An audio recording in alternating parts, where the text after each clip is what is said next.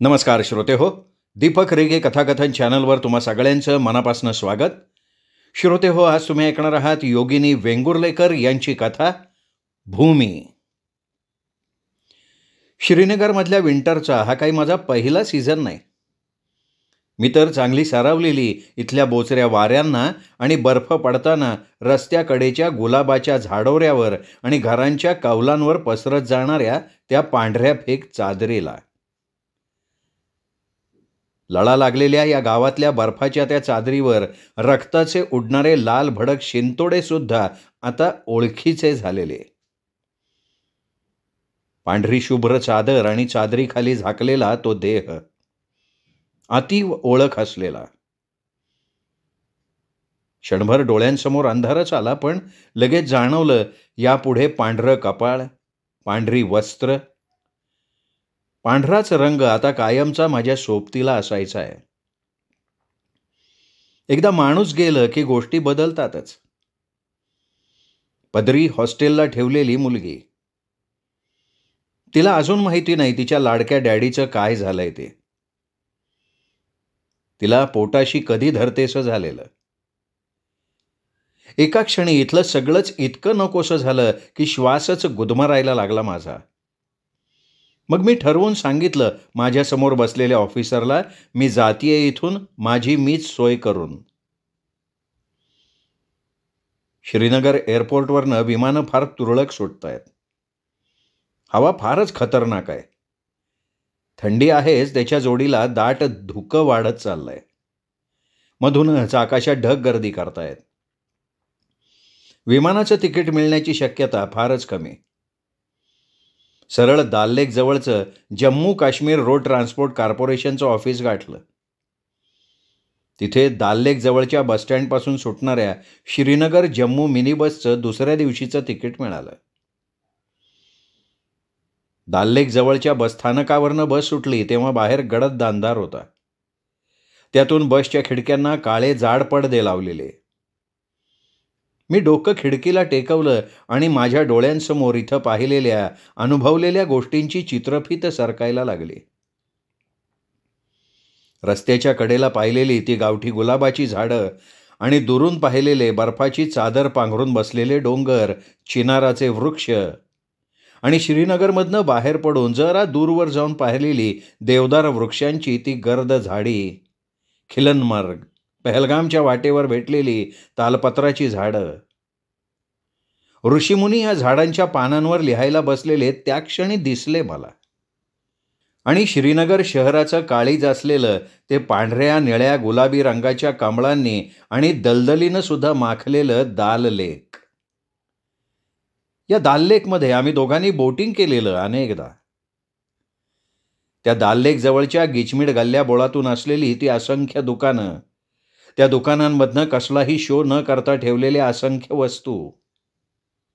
वस्तूंच्या त्या प्रदर्शनात होते कातडीचे बटवे, जॅकेट्स, राजवरखी खड्यांच्या माळा, ब्रेसलेट्स आणि सुंदर नक्षीकाम केलेले फेरान, खमीज, अक्रोडाच्या लाकडाच्या बनवलेल्या असंख्य नक्षीदार वस्तू.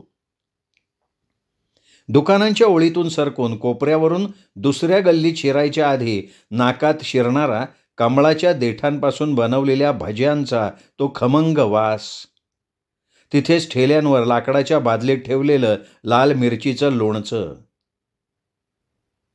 सगळं सगळं डोळ्यांपुढनं झर्र झर्र जायला लागलेलं. इथे आलो तेव्हा परिस्थिती बरी होती. माणसं एकमेकांना सलाम दुआ करत होती. ईद साजरी करताना मित्र, नातेवाईक बोलावले जात होते. आम्ही देखील कर्नल खानच्या घरी एकदा ईदचा शिरखुर्मा खाल्ला होता आणि काश्मीरी मेहमान नवाजी अनुभवली होती. पण हळूहळू बिघडत गेलं सगळंच. मग परिस्थितीवर ताबा मिळवण्यासाठी दाल लेक जवळच्या गल्ल्या सर्वात आधी साफ झाल्या. रस्ते मोठे झाले. माणसं एकमेकांशी सलगी करत नाहीशी झाली. मग वाढला तो एकमेकांबद्दलचा संशय, तिरस्कार आणि मग येत गेला दुरावा. त्या काळात घडलेली एक घटना जशीच्या तशी नजरेसमोर तरळायला लागली. ईदचा चांद दिसल्यामुळे दुसऱ्या दिवशी ईद साजरी होणार होती. काहीतरी निमित्त झालं आणि लोक भडकले. ईदगाहवर ईदची प्रार्थना होताच तरुण मुलांनी घोषणा द्यायला सुरुवात केली, Indian army go back, go back. कसलं सेलिब्रेशन आणि कसलं काय. दंगल भडकली. अख्खं श्रीनगर पेटलं लगेच. त्यावर्षी ईद साजरी झाली नाही, या सगळ्याचे आम्ही साक्षीदार होतो. माझ्यासाठी यापुढे इथं येणं नाही म्हणून या गावाचं हे शेवटचं दर्शन. मन खिन्न झालं होतं. खूप वाईट परिस्थितीत हे गाव सोडून जात होते. मनात आठवणींचा पूर लोटला होता. कशी बशी स्वतःला शांतावत राहिले. एव्हाना बस दाल्लेक ब्रिज ओलांडून बेमिना रोड पार करून पुढे आली आणि काही वेळात पहिलं चेक नाका आलं. ड्रायव्हरनं रीतसर सगळी कागदपत्र दाखवली तेव्हाच बस पुढे सोडण्यात आली. बसबरोबर 2 जवान तैनात केलेले, दोघांच्याही हातात कलानिष्क्यू सज्ज. त्या अत्याधुनिक बंदुकीतून गोळ्यांचा सटासटा अखंड वर्षाव होणार आणि म्हणूनच अतिरेकी आणि जवान या दोघांसाठी हे हत्यार फार प्रिय. खिडकीच्या फटीतून बाहेर पाहिलं. आर्मीचे ट्रक्स, सेंट्रल रिझर्व्ह पोलिसांचे जागोजागी उभारलेले कॅम्प्स, रस्त्याच्या वळणावरच्या ब्लाइंड कॉर्नर्सला लगटून जम्मू अँड काश्मीर पोलिसांच्या उभ्या करून ठेवलेल्या जीप्स, रस्त्यावर अधूनमधून उभी करून ठेवलेली बॅरिकेड्स. या सगळ्यातून बसचा ड्रायव्हर धीम्या गतीनं बस चालवत होता. बस जेमतेम 4 मैल पुढे सरकली असेल नसेल तोच खूप हळू जायला लागली म्हणून मी पुन्हा खिडकीच्या काचेला असलेला पडदा दूर करून फटीतनं डोळा लावला तर रस्त्यावर दगड, झाडाच्या फांद्या रचून रस्ता ब्लॉक केलेला. बस थांबली. बरोबरचे जवान खाली उतरले. कुठलासा छोटा कसबा होता तो. इथे सेल्फ अपॉइंटेड सिक्युरिटीवाले म्हणजे स्थानिक मुलं होती. त्यांनी आमची बस रोखलेली. काश्मीरमध्ये किती अविश्वास पसरलाय याची केवळ ही एक साक्षच. गाडीच्या ड्रायव्हरनं त्या मुलांना उर्दूत काही सांगितलं. तो त्यांच्या ओळखीचा होता बहुधा. मला त्याच्या बोलण्यातला एकच शब्द समजला, टुरिस्ट. दगड बाजूला झाले तरी त्या मुलांनी मुखबीर मुखबीर म्हणून ड्रायव्हरला दिलेली दूषणं बसमधल्या प्रत्येकानं ऐकली. शुक्रिया, इज्जत, इज्जत म्हणजे आभार आणि तुमचा सन्मान करतो असं ड्रायव्हरनं मोठ्यांदा ओरडून म्हटलेलंही प्रत्येकानं ऐकलेलं. रस्ता मोकळा होताच ड्रायव्हरनं बस पुढे काढली. एरवी श्रीनगर जम्मू हा प्रवास साधारण 7.5 तासात पार पडतो. आज या गतीनं किती वेळ लागेल देवच जाणे. तासभर बस नॅशनल हायवेवरनं पळत राहिली. मग टी ब्रेकसाठी एका टपरीजवळ थांबली. बाहेर जरा जास्तच थंड हवा वाहत होती. भुरूभुरू पावसाला सुरुवात झालेली तरी काही मंडळी काहवा प्यायला उतरली. मला भीती वाटत होती की इथे पुन्हा गडबड झाली आणि आपल्याला पटकन नाही बसमध्ये चढता आलं तर. नको रे बाबा. अंगात थर्मल वेअर्स घातलेले होते तरी मी पाय पोटाशी घेऊन बसलेले. अंगावरची शाल डोक्यावरनं अधिकच घट्ट लपेटून. तर माझ्या समोरच्या सीटवरची मुलगी लोकडी फेरान आणि हिजाबात डोळे घट्ट मिटून बसलेली. तिच्या त्या तपकिरी रंगाच्या फेरांवरची नक्षी फारच सुंदर, माझ्या या अवस्थेतही माझ्या नजरेत भरलेली. नाजूक पानं, फुलं आणि वेलबुट्टीनं सजवलेला तो लोकरीचा लांब अंगरखा त्या मुलीनं घट्ट पकडून धरलाय असा मला भास झाला. बसमधले सगळेच्या सगळे उतरून गेलेले आणि आत बसलेल्या फक्त आम्ही दोघी, आपापल्या विचारात गढून गप्प बसलेल्या. ती माझ्यापेक्षा जरा जास्त तरुण असावी. इतक्यात बसचा ड्रायव्हर आला आणि म्हणाला, अब बस कब रुकेगी ना बता सकता. अगर आपको होकर आना है तो जाइए, लेकिन जल्दी आना, बस यहाँ ज्यादा समय तक रुकेगी नहीं. परिस्थितीचा नाईलाज. आम्ही दोघी एका पाठोपाठ खाली उतरलो. न जाणो बाथरूमला जायला नाहीच मिळालं तर. हॉटेल समोरच होतं, छोटंसं. तरी जवळ एखादा आडोसा असणार. बसमधनं उतरताना दाराजवळ उभ्या असलेल्या ड्रायव्हरच्या हाताकडे लक्ष गेलं. त्यावर टॅटू गोंदलेला, उर्दूत आणि इंग्लिशमध्ये सुद्धा. मसीहा of the trouble times. Oh my God! म्हणजे हा ड्रायव्हर केव्हा तरी मुजाहिदीन असू शकत होता. कारण एव्हाना मला इतपत माहिती झालेलं की मुजाहिदीन असलं काहीतरी त्यांच्या अंगावर कुठे ना कुठे गोंदवून घेतात म्हणून. एकाएकी लक्षात आलं ती मुलं यालाच उद्देशून मुगबीर मुगबीर असं ओरडली होती. जरी 2 सशस्त्र जवान बसबरोबर होते तरी माझं मन थाऱ्यावर यायला वेळच लागला. प्राप्त परिस्थितीत बाथरूम शोधणं महत्त्वाचं होतं. सारा धीर एकवटून हॉटेलात शिरून चौकशी केली तर काउंटरवरचा म्हणाला, उधर जाना मावजी. हो, मला मावजी म्हणून त्यांनी चक्क आईचा दर्जा दिलेला. हे असं आहे, इथे केव्हा कोण कसं वागेल अंदाजच येत नाही. मी मागच्या बाजूला गेले तर माझ्या मागे ती आलेली. न बोलताच तिने हात पुढे केला. मी माझी पर्स तिच्या हातात दिली आणि आडोश्याला गेले. मी बाहेर येताच तिने तिची पर्स माझ्या हातात दिली आणि ती आत आडोश्याला गेली. पावसाचा जोर वाढायला लागलेला. थंडी वाढतच होती. अगदी दातावर दात आपटायची पाळी आलेली. ती बाहेर येताच म्हणाली, कहवा? हा खास काश्मीरी चाय मला कधीच आवडला नव्हता. मी मानेनं नाही म्हणताच तिने हसून विचारलं, चाय? इंडियन? उबला हुआ? आता ती पुढे झालेली आणि मी तिच्या मागे. आम्ही आत शिरलो. तिने उर्दूतून काहीतरी सांगितलं. आम्ही 2 पत्र्यांच्या खुर्च्यांवर बसलो. 2 मिनिटात चहा आला. चहा पिता पिता एकदम आठवले स्ट्रॉबेरी चीज केक्स. हॉलिवूड बेकरीची स्पेशालिटी होती ती. कधी मुन्शीबागला गेलो तर आणायचो आम्ही तिथून. ड्रायव्हरनं हॉर्न वाजवायला सुरुवात केलेली. आम्ही पटकन चहा प्यायलो. मी पैसे दिले चहाचे. चहा फारच महाग होता. चक्क 100 रुपये घेतले काउंटरवरच्यानं. परिस्थिती कोणाला काय काय देऊन जाते. पुन्हा आम्ही दोघे एकमेकींच्या समोर बसलो. ती तिचा तो मळखाऊ रंगाचा लोकरीचा फेरान गच्च पकडून आणि मी माझी शाल डोक्यावरून घेऊन घट्ट लपेटून. मला अजून तिचं नाव माहिती नव्हतं. आता पाऊस इतका वाढला होता की बसच्या टपावर पावसाच्या थेंबांची ताड ताड वाजणारी वाजंत्री दुसरं काही सुचूच देत नव्हती. बस धीम्या गतीनं पुढं सरकत होती. बसचा थांबा आला की थांबत होती. बसमधली माणसं उतरत होती. नवे प्रवासी मात्र चढत नव्हते. त्यामुळे हळूहळू रिकाम्या झालेल्या सीटांवर कालनिष्कोव सकट इतका वेळ उभे असलेले ते 2 जवान टेकले होते. सलग तासभर बस पुढे जात राहिली आणि एकाएकी थांबली. पोटात भीतीनं गोळाच आला. कोणी रोखली तर नाही ना बस. बस थांबताच ड्रायव्हर खाली उतरला आणि धुवाधार पावसात अंगावरचा रेनकोट सांभाळत गायब झाला. आता बसमधले ते 2 जवान सुद्धा खाली उतरले. जे 2 बापेगडी होते मागच्या सीटवर बसलेले ते सुद्धा खाली उतरले. आता बसमध्ये फक्त आम्ही दोघी एकमेकींसमोर बसलेल्या. तिने प्रथम सुरुवात केली, ये मौसम ना इतना खतरनाक.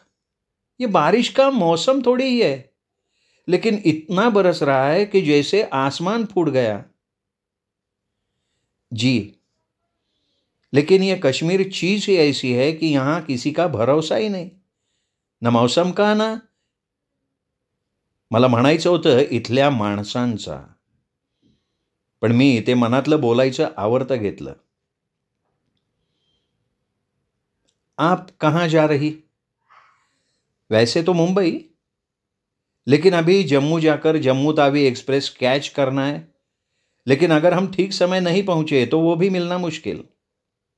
आप कहाँ जा रही है? बनिहाल, हमारे पहचान वाले हैं वहाँ. ती काही पुटपुटली. मला नीट समजलं नाही. कदाचित तिलाही काही वेगळंच बोलायचं असावं. तिने मग एकदम विचारलं, टुरिस्ट? जी नाही. मी सांगायला सुरुवात केली. बाई गं, काश्मीरच्या या पेटलेल्या आगीला शमवायला, इथे शांती आणि अमन प्रस्थापित करण्यासाठी धडपडणाऱ्या भारतीय सैन्याचा भाग असलेल्या माझ्या नवऱ्याच्या मागे मी इथे आले होते. पण पावसाचा जोर इतक्या झटकन वाढला की माझं बोलणं तिला कितपत ऐकू गेलं देव जाणे. अचानक एकदम मोठा आवाज झाला. भीतीने आम्ही एकमेकींचे हातच पकडले. दोघींचे हात गार पडलेले. ड्रायव्हर परत आला होता आणि तो सांगत होता, ढगफुटी झाली आहे, पुढचा रस्ता बंद झालाय, आता तो पुन्हा सुरू होईपर्यंत इथेच थांबावं लागेल. त्यानं आम्हाला बसमधनं खाली उतरायला सांगितलं. दोघी हात पकडून खाली उतरलो आणि रस्ता ओलांडून पलीकडे आलो. तिथे कुठल्या तरी छोट्या गावातला बसचा थांबाच होता. तिथे प्रवाशांना बसायला एक शेड होती, आत लाईट सुद्धा दिसत होता आणि कॅन्टीन पण होतं. काउंटरला एक मिया आपली मेहंदीनं रंगवलेली दाढी कुरवाळत उभा होता. फायरप्लेसमध्ये लाकडं जळत होती. आम्ही दोघी तिकडे गेलो आणि पुन्हा एकमेकींच्या समोर खुर्च्यांवर बसलो. ती म्हणाली, अब अल्लाह ही हमारी हिफाजत करेगा. मला तिचा रागच आला. अल्लाह काय हिफाजत करणार? आता इंडियन आर्मीचे लोक येऊन रस्त्यावर पसरलेला चिखल, राडारोडा, मोठाले दगड, कोसळलेली झाडं हलवेपर्यंत रस्ता सुरू होणं शक्यच नव्हतं. म्हणे अल्लाह हमारी हिफाजत करेगा. मी कोपऱ्यात खुर्ची ओढली आणि पर्समधनं पुस्तक काढून वाचायला सुरुवात केली. ॲलिस मनरोची नॉव्हल टियर लाईफ. लेखिका कॅनेडियन, त्यातून नोबेल प्राइज विनर. चित्र रेखाटावं तशी तिची लिहिण्याची शैली आणि कथा रंगवून सांगण्याचं कसब तर वा. मी वाचण्यात इतकी रंगून गेले की ती माझ्या मागे येऊन कधी उभी राहिली मला समजलंच नाही. ती अचानक म्हणाली, सब राइटर्स एकदम बकवास बोलते हैं.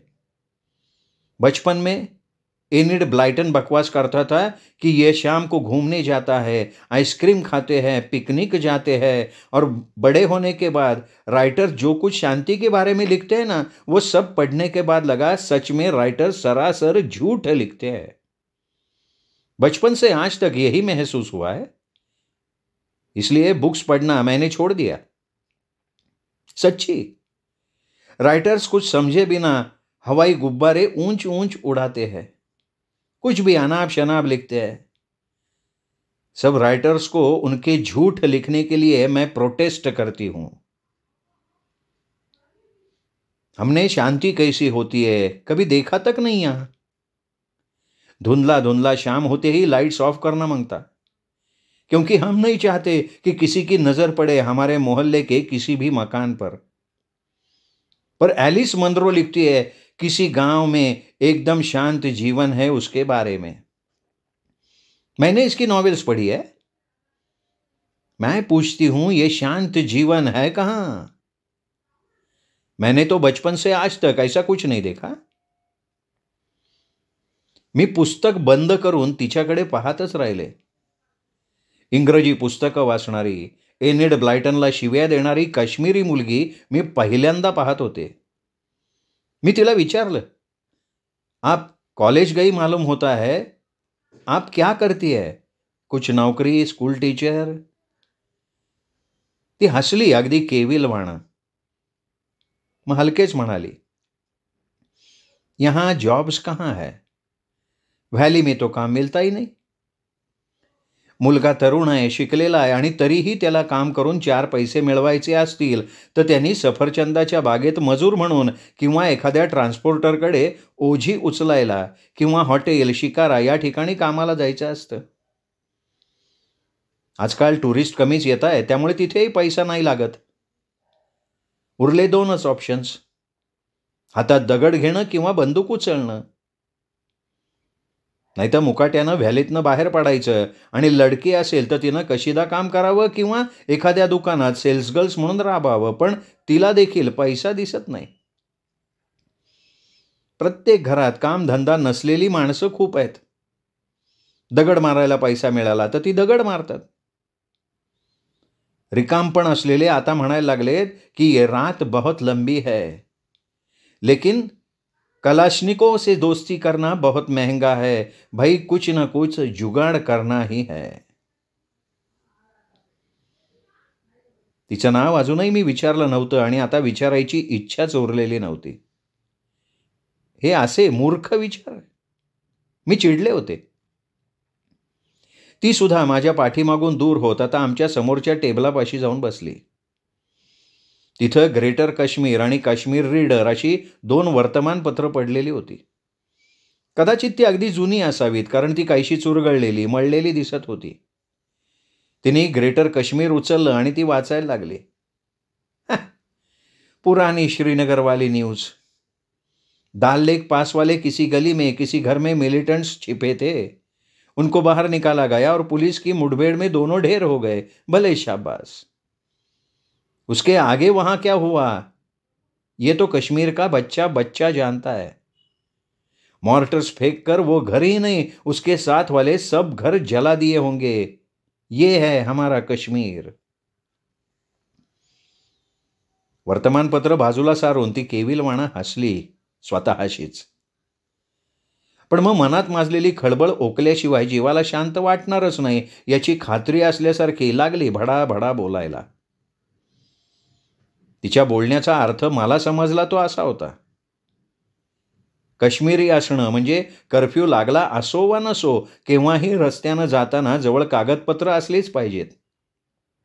ती नसतील तर अवहेलना, अपमान झेलायची तयारी ठेवणं. एखादा मित्र, नातेवाईक अचानक नाहीसा होणं किंवा त्याचा गळा चिरलेला होता असं समजणं. रस्त्यानं जाताना एकदम दंगल सुरू होणं, दगडफेक होणं, घरं पेटवली जाणं, हे नॉर्मल लाईफ. मी 10 वर्षांची असताना माझ्या फुफीचा मुलगा अतिरेक्यांकडनं मारला गेला आणि तेव्हापासून माझी फुफी रात्रीचं झोपायचंच विसरली आहे. माझी शाळेतली मैत्रीण अल्ला रखी. अल्ला रखी या तिच्या नावाचा अर्थ खुद्द अल्लानं जिला पनाह दिली आहे अशी मुलगी. पण एक दिवस अचानक ती तिची वाचाच गमावून बसली, कारण तिच्यावर रेप झाला होता. कुणी केला, का केला हे महत्वाचं नाही, ती वाचा शून्य झाली हे महत्वाचं. तर माझ्या आजूबाजूला अशा कितीतरी मैत्रिणी आणि मित्र आहेत, त्यांच्या कुणी ना कुणी हे सगळं झेललंय. हे सगळं पचवत मी लहानाची मोठी झाली आहे. आता हे सगळं संपावं आणि काश्मीरमधल्या प्रत्येकाला शांत आयुष्य जगायला मिळावं म्हणून भारतीय सेना धडपडत असताना त्यांना दगड, विटांचे तुकडे, काचांचे तुकडे मारले जावेत. नुसत्या विचारानं माझा संताप झाला आणि मी बोलून गेले. इतनी तकलीफ है यहाँ तो भी बच्चे, यंग गर्ल्स, बॉयज सिक्युरिटी के लोगों पर पत्थर फेकते हैं. बोलताना माझा कंठ दाटून आलेला, डोळे पाझरायला लागले होते. तिने एकदम चमकून माझ्याकडे बघितलं. क्षणभर ती गप्प झाली, पण मग जोरात म्हणाली, हम तंग आ चुके हैं. कर्फ्यू, गोलाबारी, खून खराबा. बच्चों को रबर की गोली लगने से किसी की आंख जाना, कोई लूला लंगड़ा होना, ये लिस्ट बहुत लंबी है. खैर आप नहीं समझ सकोगी. हमें शांति चाहिए, इंडियन आर्मी नहीं. हमारा कश्मीर, हमारी कश्मीरियत. तिचे डोळे भरून आलेले. मी न राहून म्हटलं, आप ये क्या बोल रही है? हम सब इंडियंस कश्मीर अपना मानते हैं.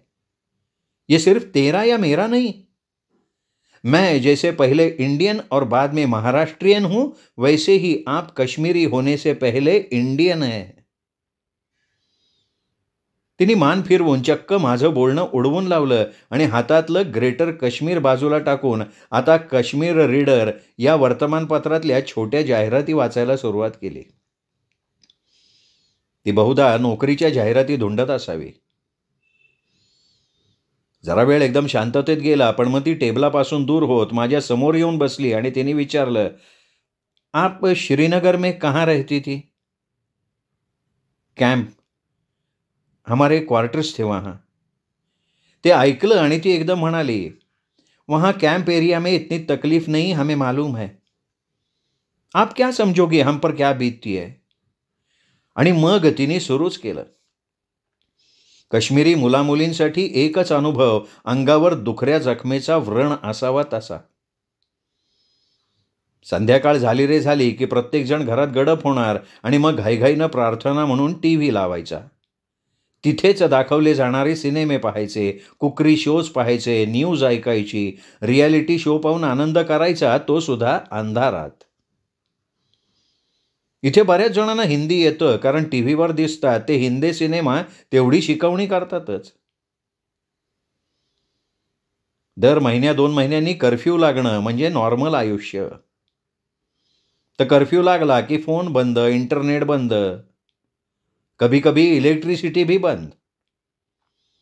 मग कर्फ्यूच्या भीतीनं फ्रीजमध्ये साठवलेलं दूध, मटण, मांस जे जे म्हणून असेल ते फेकून द्यायचं, कारण जर ते खराब झालं तर अति घाण वास मारणार घरभर. उपाशी राहायचं लेकरा बाळांनी, कारण कर्फ्यूमध्ये फार काही करताच येत नाही ना. आणि गंमत म्हणजे या काळात शाळा कॉलेजेस सुद्धा बंद. एकूणात कोणाचाही ताबा न उरलेली ही काश्मीरची हवा बिघडवतीये स्थानिक बाप्यांना आणि बायांना सुद्धा. जीवावर उदार होऊन मग ते कोकलतायत अख्ख्या सिस्टीमला. मला हुंदके यायला लागले. माझं मन माझ्या ताब्यात राहिलं नाही. आठवायला लागलं ते सगळंच. एकूणच परिस्थिती बिघडायला लागताच आम्ही राहत होतो त्या भागाला छावणीचं रूप आलेलं. सिक्युरिटी अलर्ट वाढलेला. आम्हाला शॉपिंगला जायचं असलं तरी ठराविक दिवशी, ठराविक वेळी जीपमध्ये बसूनच जायचं. जीप फुल्ली प्रोटेक्टेड, वाळूच्या बॅग्स, कलाश्निकोव घेतलेले गार्ड्स बरोबर.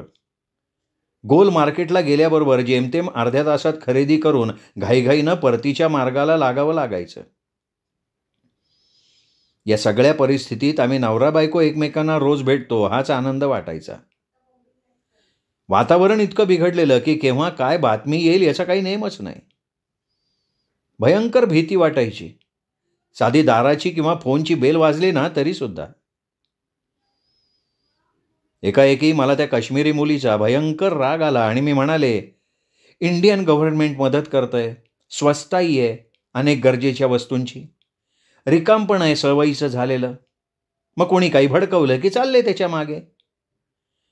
म्हणूनच तुम्ही कर्फ्यू मोडून येता खुशाल रस्त्यावर, मिलिटंट्सच्या हेल्पसाठी दगडं मारता, विटांचे अणकुचीदार तुकडे नेम धरून फेकता सिक्युरिटीच्या लोकांच्या दिशेनं, मग त्या जिव्हारी लागून मरतं कोणी इथे ड्युटी निभवायला आलेला माणूस.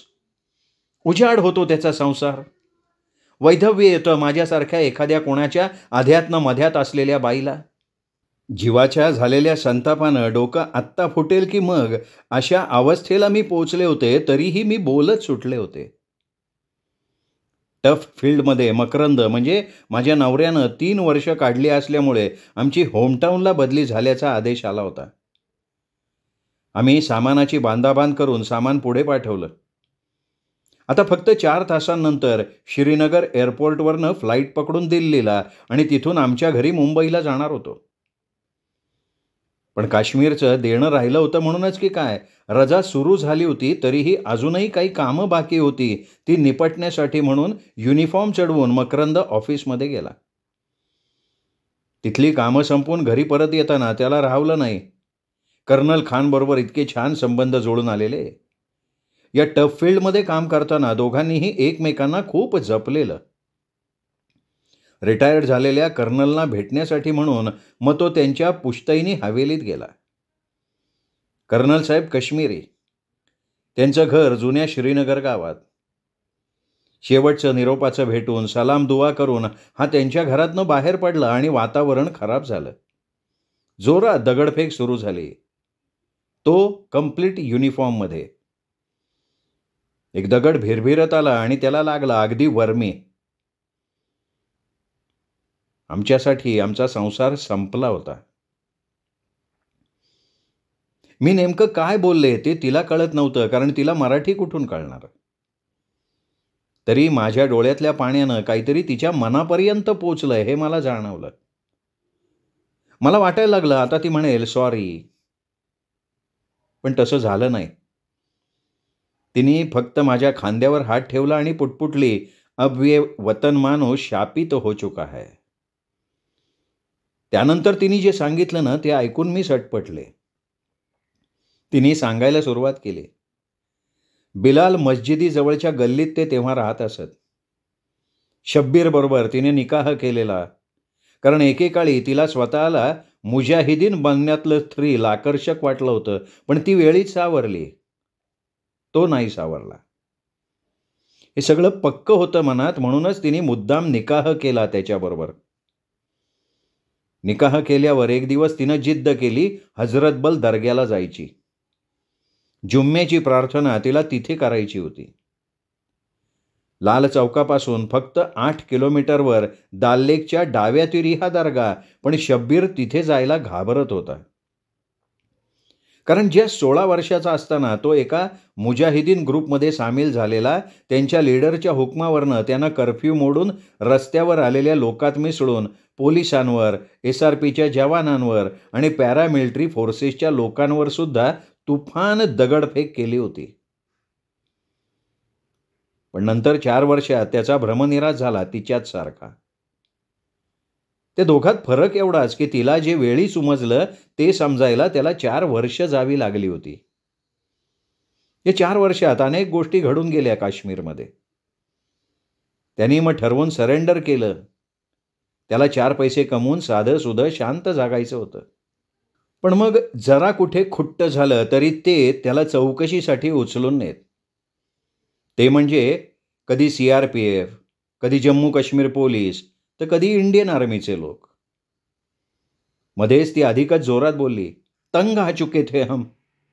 उस दिन हम हजरतबल दरगाह गए, वहां बहुत भीड़ थी. दोपहर जुम्मे की प्रेयर हुई. प्रेयर के बाद खूब सारे लोग रास्ते पे आ चुके थे. इतने में न्यूज़ फैल गई, कहीं पत्थर फेंकने वाले बच्चों पर पुलिस ने पैलेट गन चलाई थी और उस वारदात में 2 बच्चे बुरी तरह घायल हो चुके थे. एज यूजुअल कर्फ्यू लग गया. शब्बीर बहुत ही घबरा गया. हम जल्द से जल्द घर आना चाहते थे. रास्ते पे बहुत भीड़ थी. भीड़ में से किसी ने शब्बीर को मुजाहिदीन कहकर जोर से पुकारा तो वो भागने लगा. मैं उसके पीछे और. आता ती रडायला लागली होती. मी तिच्या पाठीवर हात ठेवला. बराच वेळ कुणीही काहीही बोललं नाही, पण मग डोळे कोरडे करत ती म्हणाली, वो उसको उठा के ले गए. वो कौन? इंडियन आर्मी के लोग. मेरा विश्वास है वही लेके गए मेरे शब्बीर को. उसने पत्थर फेंके थे ना बहुत साल पहले आर्मी वालों के ऊपर. क्या बक रही है तू? तुझे अंदाज भी है तू क्या बोल रही है? कोरड्या पडलेल्या डोळ्यांनी ती फक्त रागानं माझ्याकडे पाहायला लागली होती. मला त्या क्षणी तीव्रतेनं वाटून गेलं, परिस्थितीशी झगडताना ही बाई रडायचंच विसरली आहे. आणि म्हणून दगडफेक आणि काय काय याचं तिला काहीही वाटेनासं झालंय. तिला एकच दिसतंय, तिचा नवरा अचानक उचलून नेला. सिक्युरिटीवाले बहुतेक, कारण काहीही झालं तरी कायम त्यांनाच बिलं लावायची सुद्धा एक सवय लागली आहे इथल्या प्रत्येकाला. त्यात ही सुद्धा आली. काहीही असलं तरी ती एकटी पडली होती एवढं मात्र खरं. माझं मन भरून आलं. आमच्या दोघींपैकी अधिक दुःखी कोण? संसार संपलेली मी, की जिला अजून माहीतच नाहीये की तिच्या नवऱ्याचं काय झालंय ती?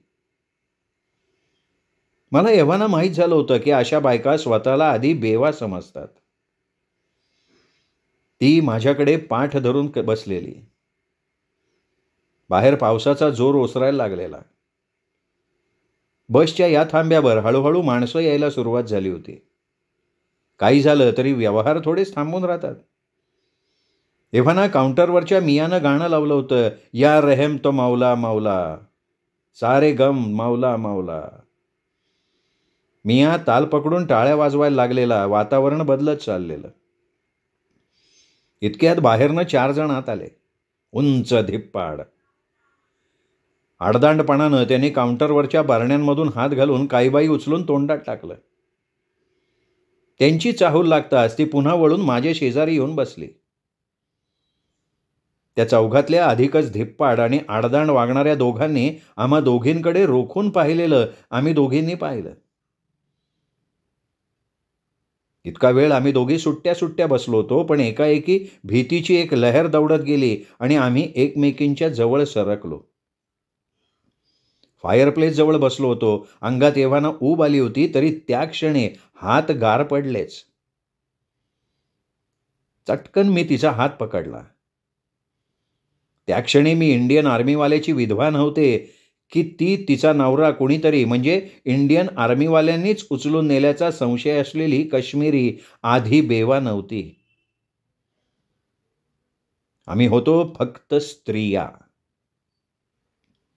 5-10 मिनिटं उगाच चिल्लमचिल्ली करून ते टोळकं तिथनं बाहेर पडलं.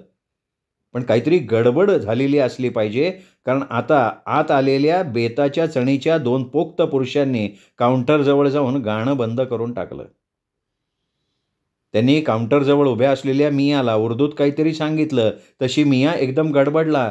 तौबा तौबा म्हणत काउंटर सोडून रस्त्यावर गेला.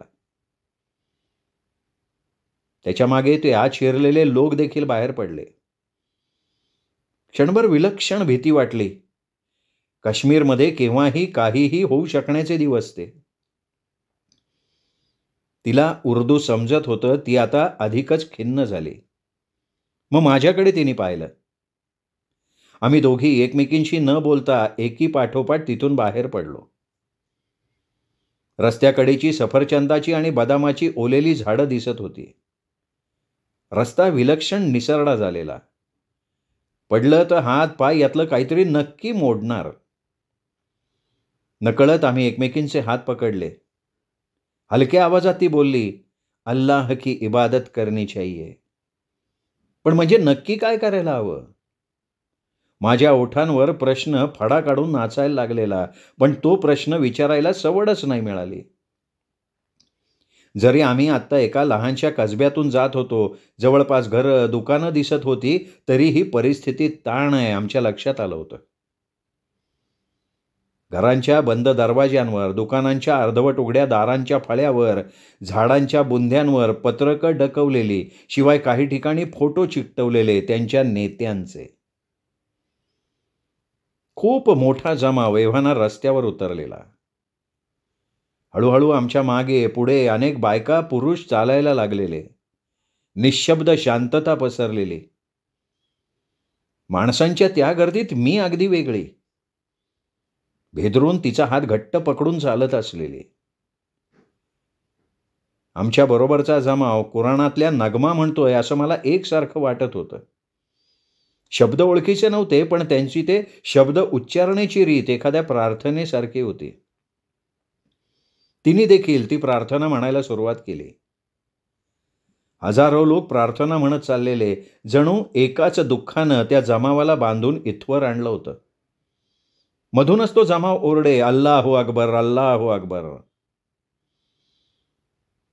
एका वळणावर माणसांच्या त्या गर्दीत जनाना सामील झालेला दिसला. कोण मेलंय? फ्युनरलमध्ये इतके लोक सामील झालेत म्हणजे कोणी महत्वाची व्यक्ती असणार. मी त्या कॉफिन बॉक्सकडे पाहिलं. आकारानं अगदीच किरकोळ बॉक्स. कदाचित लहान मूल. मी तिला विचारलं, तुला समजलं का कोणाचं फ्युनरल आहे ते? मला वाटतं आपला संबंध नाही यात आपण निघू. तर ती रडवेली होत म्हणाली, यही तो. आप बाहर वाली है लेकिन मैं तो कश्मीरी हूं. यहाँ किसी का बेटा मर गया है, कुछ तो हुआ है, शायद गोली लगने के कारण. आणि ती रडायलाच लागली. मला देखील कसं तरीच वाटलं. कुणी आईला आपलं मूल असं अचानक गमवावं लागावं. मी म्हटलं मग तिला, बहुत बुरा हुआ है. एका आईची कूस रिकामी होणं ही फार दुर्दैवी गोष्ट आहे. माझेही डोळे पाणावले होते. एव्हाना भयंकर मोठ्यांदा आरडाओरडा सुरू झाला होता. फ्युनरलचे विधी राहिले बाजूला, दुसरंच काहीतरी घडतंय असं वाटायला लागलं होतं. लोक घोषणा द्यायला लागले. वातावरण वेगानं बिघडायला लागलं होतं. कोणी पुढारी उठून भाषण द्यायला उभा. तिच्या डोळ्यात पाणी. हळवी होत ती पुटपुटली, किसी का बेटा या शोहर मर जाए, यहाँ किसी को कोई दर्द ही महसूस नहीं हो रहा है। हम औरत लोग कितना खो चुकी, मगर ये पॉलिटिशियंस को तो सिर्फ और सिर्फ अपनी ही सूझती है, सिर्फ हर बार रिवेंज। ये तो सिर्फ मर्दों की दुनिया है। आता तिला सुद्धा कब्रस्तानातनं बाहेर पडायचं होतं. आमच्याबरोबर आता अजूनही काही बायका होत्या. आमच्यातल्या प्रत्येकीजवळ काही ना काही स्मृती होती. या अशाच स्वरूपाच्या घटनांमध्ये काही ना काही गमावल्याची. कुणाचा मुलगा, भाऊ, कुणाचा जीवाभावाचा मित्र, कुणाचा नवरा. आमच्यातल्या प्रत्येकीनं या भूमीत काही ना काही फक्त गमावलंच होतं. मागे कोलाहल वाढत होता, जोरजोरात घोषणा दिल्या जात होत्या, भाषणकर्त्याचा आवाज बुलंद झाला होता. त्या क्षणी आमच्यातली न कोणी काश्मीरी होती, ना हिंदू, ना मुस्लिम. आम्ही फक्त बायका होतो, एकाकी. खूप काही गमावून रित्या झालेल्या. आणि ही भूमी, तिने जोपासलं, वाढवलं, सजवलं इथलं जगणं. आणि तरीही त्या अहंकारी, सतत रिव्हेंजची भाषा बोलणाऱ्यांनी तिच्या मांडीवर तिची लेकरं रक्तस्नान घालून झोपवलेली. तिने देखील किती भोगलंय. एव्हाना पाऊस निमाला होता आणि आकाशातल्या काळ्याकुट्ट ढगांच्या गर्दीतनं प्रकाशाचे किरण डोकवत होते. समोरचा रस्ता इंडियन आर्मीकडून सुद्धा म्हणावा तसा साफ झाला नव्हता. पण आता मुक्कामावर पोचायचं तर रस्ता आम्हालाच तयार करायला हवाय, ही गोष्ट एकमेकींची भाषाही न समजणाऱ्या आम्हाला मात्र नेमकी समजली होती. म्हणून मग आम्ही एकत्रच चालायला सुरुवात केली. श्रोते हो, ही होती योगिनी वेंगुर्लेकरांची कथा भूमी. कथा कशी वाटली कमेंट करून जरूर कळवा. ही कथा मित्रपरिवारात, नातेवाईकात शेअर करा. आणि हो, चॅनल सबस्क्राईब करायचं चुकून राहून गेलं असेल तर प्लीज चॅनल तेवढं सबस्क्राईब करा. पुन्हा भेटूयात अशाच उत्तम कथेसह. तोपर्यंत नमस्कार मित्रहो.